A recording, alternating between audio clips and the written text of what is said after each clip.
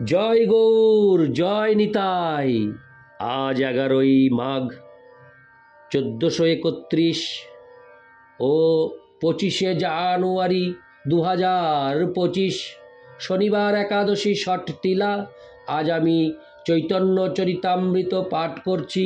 আজ আমি পাঠ করছি শ্রী চৈতন্য চরিতামৃতের আদি লীলা ষোড়শ পরিচ্ছেদ, শ্রী চৈতন্য মহাপ্রভুর কৈশোর লীলার শ্লোক 21 থেকে 31।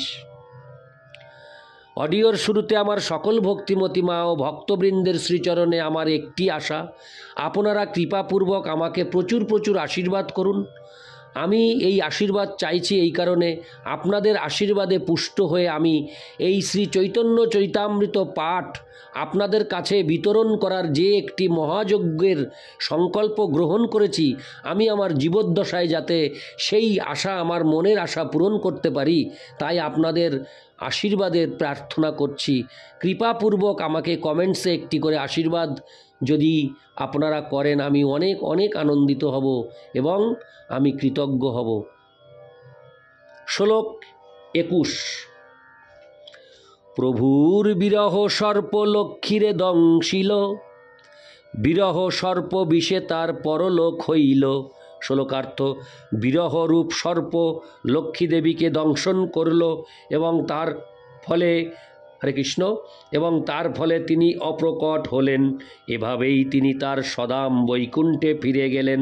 তাৎপর্য: ভগবদ্গীতায় 6 হরে কৃষ্ণ ভগবদ্গীতায় 8:6 বলা হয়েছে, জং জং বাপি শরণং।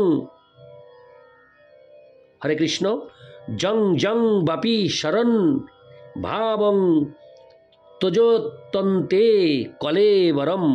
যেভাবে মানুষ সারা জীবন চিন্তা করার অনুশীলন করে, সেভাবেই তার মৃত্যুর সময়ে চিন্তার উদয় হয় এবং সেই চিন্তা অনুসারে সে তার পরবর্তী দেহ প্রাপ্ত হয়।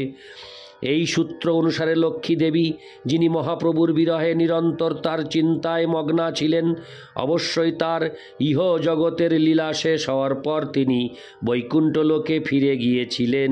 ইতি শ্লোক 21। শ্লোক 22।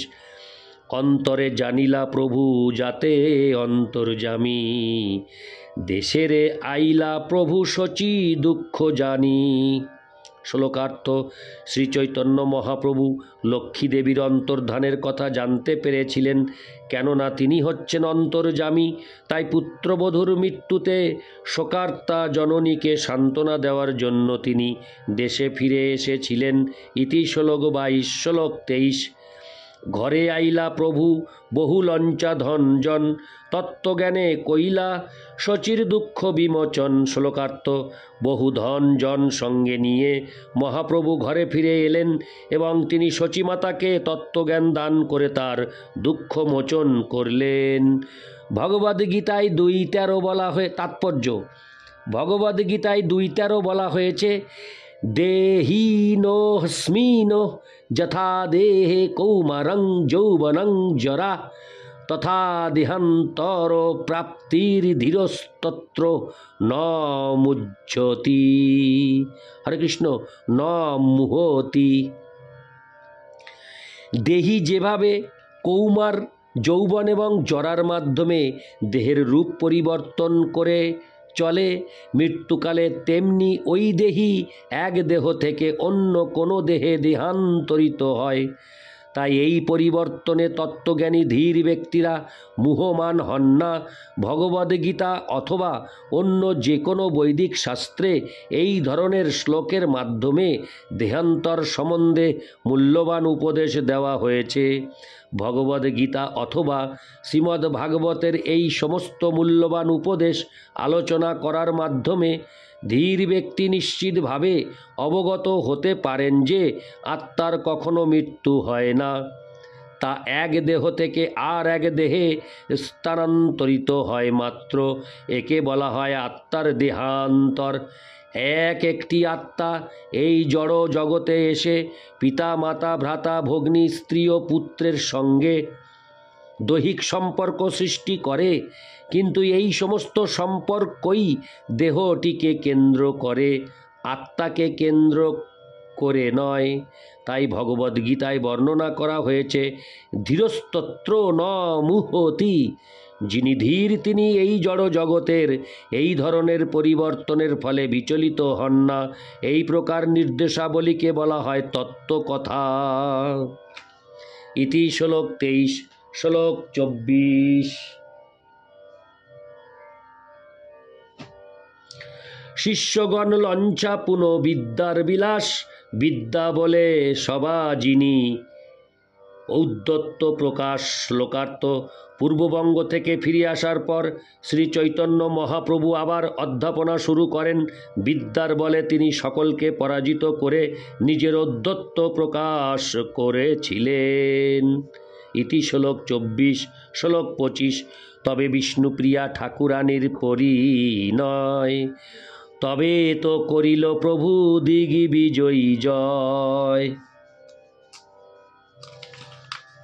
শ্লোকার্থ: তারপর বিষ্ণুপ্রিয়া ঠাকুরানীর সঙ্গে শ্রী চৈতন্য মহাপ্রভুর বিবাহ হয় এবং অতঃপর তিনি কেশব কাশ্মীরি নামক দিগ্বিজয়ী পণ্ডিতকে পরাস্ত করেন। তাৎপর্য: বর্তমানকালে খেলাধুলায় যেমন অনেক সেরা প্রতিযোগীকে দেখা যায়, তেমনি অতীতকালে ভারতবর্ষে অনেক বড় বড় দিগ্বিজয়ী পণ্ডিত ছিলেন। এই রকম একজন পণ্ডিত হচ্ছেন কেশব কাশ্মীরি, যিনি কাশ্মীর প্রদেশ থেকে এসেছিলেন। সারা ভারতবর্ষ পরিভ্রমণ করে অবশেষে তিনি নবদ্বীপে এসেছিলেন। সেখানকার বিদ্বান পণ্ডিতদের সঙ্গে প্রতিদ্বন্দ্বিতা করার জন্য দুর্ভাগ্যবশত তিনি নবদ্বীপের পণ্ডিতদের পরাজিত করতে পারেননি, কেননা তিনি বালক পণ্ডিত শ্রী চৈতন্য মহাপ্রভুর কাছে পরাজিত হয়েছিলেন। পরে তিনি বুঝতে পেরেছিলেন যে শ্রী চৈতন্য মহাপ্রভু হচ্ছেন পরমেশ্বর ভগবান স্বয়ং। তখন তিনি শ্রী চৈতন্য মহাপ্রভুর শরণাগত হন এবং পরবর্তীকালে তিনি নিম্বার্ক সম্প্রদায়ের এক শুদ্ধ ভক্তে পরিণত হন। তিনি নিম্বাকাচার্য রচিত বেদান্ত দর্শনের পারিজাত ভাষ্যের টিকাকার শ্রীনিবাস আচার্যের বেদান্ত কৌস্তব টিকার কৌস্তব প্রভা নামক টিপ্পনী রচনা করেন।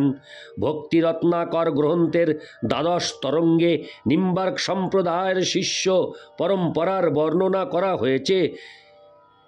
শ্রীনিবাসাচার্য, বিশ্ব আচার্য, পুরুষোত্তম, বিলাস, স্বরূপ, মাধব, বলভদ্র, পদ্ম, শ্যাম, গোপাল, কৃপা, দেব আচার্য, সুন্দর ভট্ট, পদ্মনাভ, উপেন্দ্র, রামচন্দ্র, বামন, কৃষ্ণ, পদ্মাকর, শ্রবণ, ভুরি, মাধব, শ্যাম, গোপাল, বলভদ্র, গোপীনাথ, কেশব, গোকুল, কেশব কাশ্মীরি। ভক্তিরত্নাকরে বর্ণনা করা হয়েছে যে কেশব কাশ্মীরি ছিলেন সরস্বতী দেবীর বিশেষ কৃপাপ্রাপ্ত ভক্ত। তার কৃপায় তিনি ছিলেন তখনকার দিনে সমগ্র ভারতের সবচাইতে প্রভাবশালী পণ্ডিত। তাই তিনি দিগ্বিজয়ী উপাধি লাভ করেছিলেন, যার অর্থ হচ্ছে তিনি সর্বদিকের সমস্ত পণ্ডিতদের পরাজিত করেছিলেন। কাশ্মীরের এক অতি সম্মানিত ব্রাহ্মণ পরিবারে তার জন্ম হয়। পরবর্তীকালে শ্রী চৈতন্য মহাপ্রভুর নির্দেশ অনুসারে তিনি তর্কযুদ্ধে অন্য পণ্ডিতদের পরাজিত করার বৃত্তি পরিত্যাগ করেন এবং এক মহান ভক্তে পরিণত হন। ইতি শ্লোক 25। শ্লোক 26। বৃন্দাবন দাস ইহা করিয়াছেন বিস্তার, স্ফুট নাহি করে দোষ গুণের বিচার। শ্লোকার্থ: পূর্বে বৃন্দাবন দাস ঠাকুর বিস্তারিতভাবে এই ঘটনাটি বর্ণনা করেছেন, যা অত্যন্ত স্বচ্ছ। পুঙ্খানুপুঙ্খভাবে তার দোষ বা গুণের বিচার করার প্রয়োজন হয় না। ইতি শ্লোক 26। শ্লোক 27। সেই অংশ কহি তারে করি নমস্কার, যা শুনি দিগ্বিজয়ী কইল আপনাধিকার। শ্লোকার্থ: শ্রীল বৃন্দাবন দাস ঠাকুরের চরণে আমার সশ্রদ্ধ প্রণতি নিবেদন করে আমি মহাপ্রভুর সেই বিশ্লেষণের কথা বর্ণনা করব, যা শুনে দিগ্বিজয়ী নিজেকে ধিক্কার দিয়েছিলেন। ইতি শ্লোক 27, শ্লোক 28। জ্যোৎস্নাবতী রাত্রি প্রভু শিষ্যগণ সঙ্গে বসিয়াছেন গঙ্গা তীরে বিদ্যার প্রসঙ্গে। শ্লোকার্থ: এক পূর্ণিমার রাত্রে মহাপ্রভু বহু শিষ্য পরিবৃত হয়ে গঙ্গার তীরে বসে বিদ্যার প্রসঙ্গে আলোচনা করছিলেন। ইতি শ্লোক 28, শ্লোক 29।